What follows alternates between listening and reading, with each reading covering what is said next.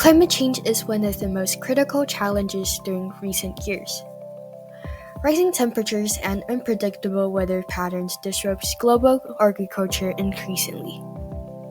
These influences threaten food security and can even leave heavy economic burdens on farmers. To improve this worsening crisis, our project aims to develop an approach that strengthens crop resilience to the harsh effects brought by climate change.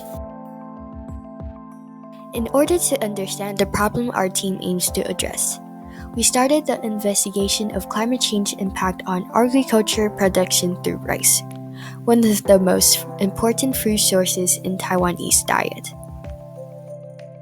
We began our journey in Renling, a county in western Taiwan where most rice cultivations are located, to explore the impact of climate change on staple crops.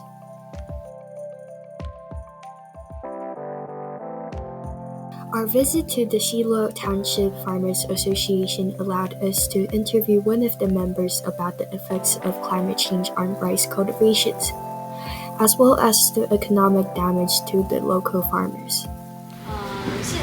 So the fruits and vegetables are more affected by the climate compared to rice. Right. With the rising climate that makes vegetation harder to grow under the sun, what are farmers' adaptations towards this problem? Farmers will try growing crops using the method of greenhouse cultivation. Through the interview, our team gained a new insight that vegetables and fruits are more affected by the rising climate compared to rice cultivation. Moreover, some farmers use the method of greenhouse cultivation to tackle this challenge. With the new guidance, we aim to dig deeper into greenhouse cultivation and turn our focus to climate impact on fruits and vegetables. Shifting our focus, we restarted our human practice by visiting Taiwan's Renling Fruits and Vegetable Market, one of the biggest wholesale markets in Taiwan.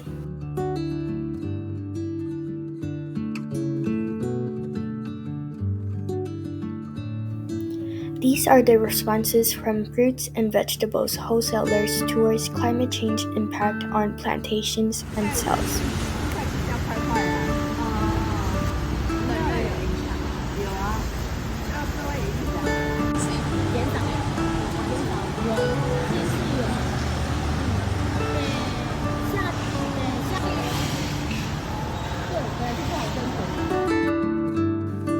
Through our interviews with various farmers and crop wholesalers regarding their plantation challenges, we have confirmed that fruits and vegetables are indeed extremely weather sensitive and suffer greatly from rising temperatures. It was also noted that while technologies such as greenhouse cultivations are provided as solutions, farmers have commonly expressed the costs are way too much to afford. Along our way, we discovered the shocking news that coffee beans are struggling to grow in Ethiopia. And further research led us to Gukun Coffee Manor, where we interviewed the owner, Mr. Yi Ting Liu, about the impacts of climate change on coffee cultivation.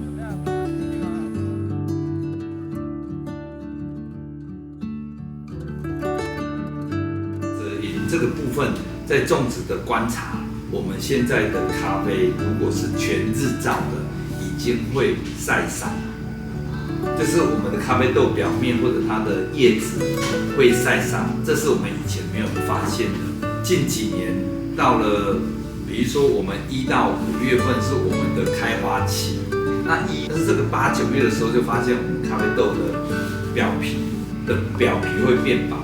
那皮就会有点晒伤，还有叶子也会晒伤，这是我们近几年发现的，所以这个是我们遇到有点小困难。但是晒伤之后，你看叶子如果晒伤，它就没有办法行光合作用。那豆子晒伤，它表面就没办法再成熟，就是里面的豆子没办法再成熟。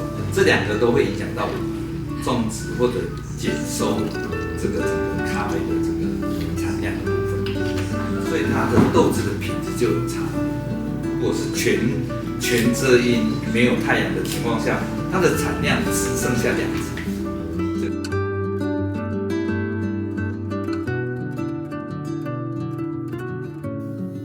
Through Mr. E. Ting Liu's share of work experiences, we realized that coffee beans are one extreme example of temperature-sensitive cash crops that are greatly affected by climate change.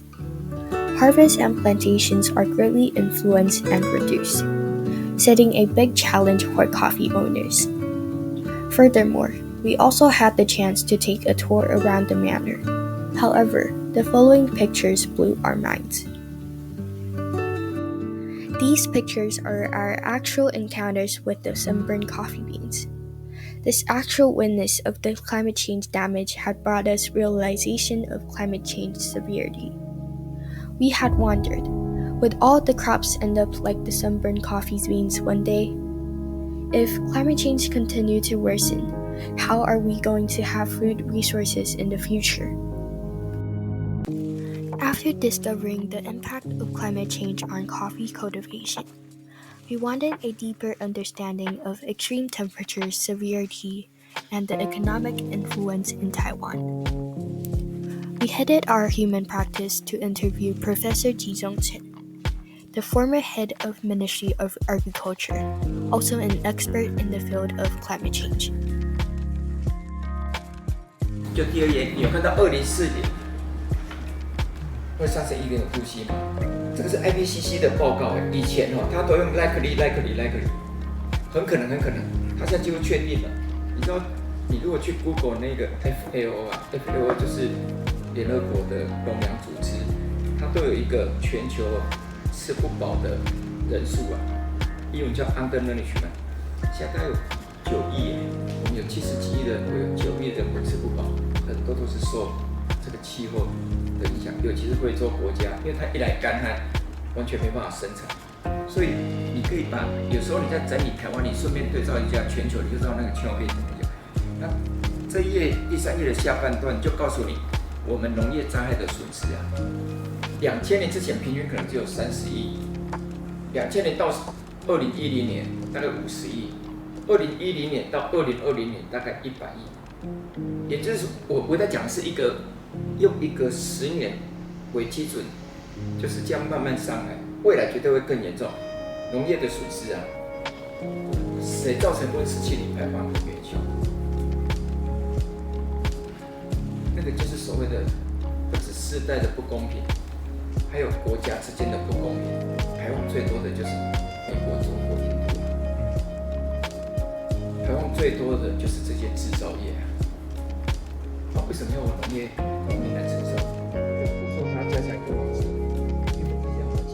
但是我们是补助100的，300，那个气候变迁会造成它香菇的产量减少，甚至减少到1半以上。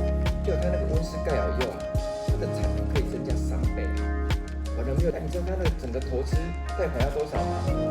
至少要这样这多少你知道吗？5000万呢？那它压力还是很大。Professor Ji Zhongchen introduced climate change influence in various aspects. The aspect that left us with vivid memory was the future hunger crisis.